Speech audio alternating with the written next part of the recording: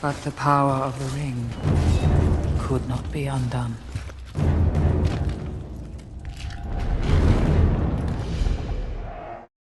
The first rule of writing is show, don't tell. The second rule is never do info dumps. So, why one of the most memorable scenes from cinema's history is an exposition? We are the Story Gibbons for Panpipe, and this is how to write a captivating prologue.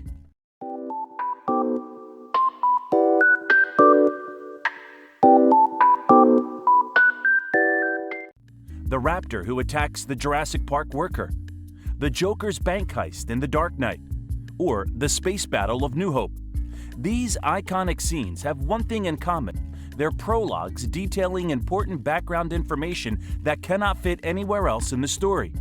Mostly, the prologue comes before the introduction of the protagonist and offers a point of view that is different from the rest of the story. It functions as a hook to grab the attention of the viewer or the reader. We've examined countless prologues and found 5 common steps that generate the successful ones. Before we continue and dig deeper, don't forget to like, share, and subscribe for more videos like this one.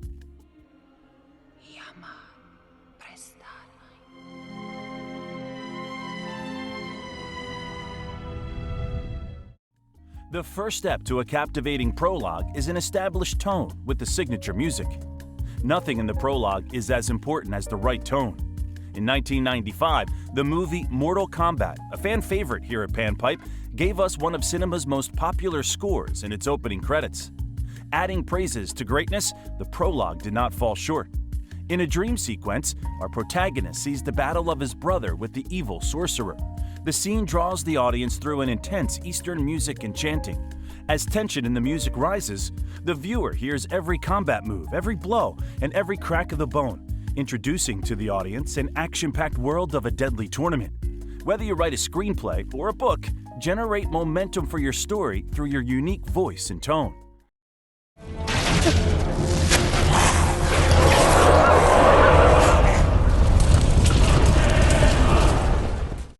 The second step to a captivating prologue is a dynamic camera movement that builds tension.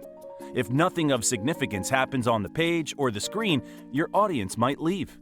The creators of the animated Airbenders knew that, as the prologue they created is one of the most dynamic sequences in animated TV.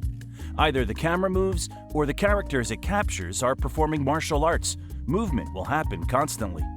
Even the map is moving in a dynamic and an interesting way. Christopher Nolan perfected this art of dynamic movement in his Dark Knight masterpiece.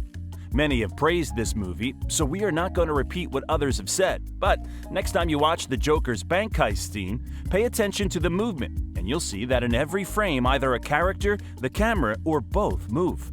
This method of constant movement helps to create tension, keeping audiences at the edge of their seats. That does not mean that your character should jump all over the screen, but it does mean that something should always move in your story and prologue. So, whether you write a screenplay or a book, keep the action and raise the tension by using a dynamic language.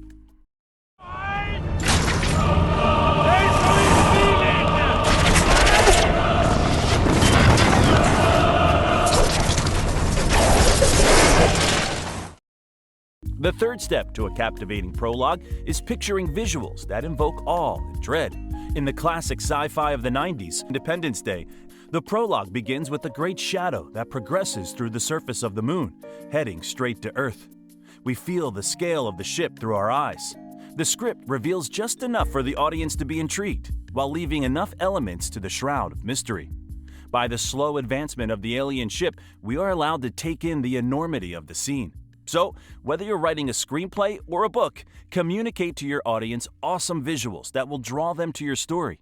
In the fires of Mount Doom, the Dark Lord Sauron forged in secret a master ring to control all others.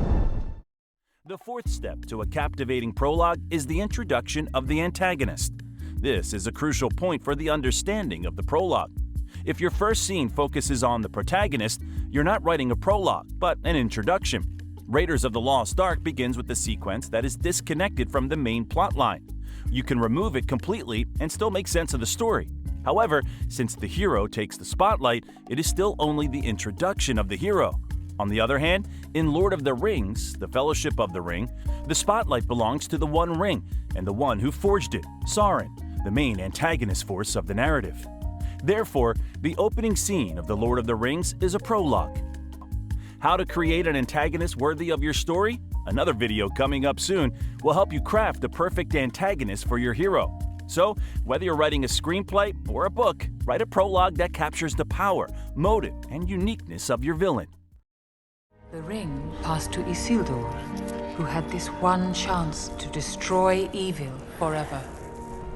But the hearts of men are easily corrupted, and the Ring of Power has a will of its own.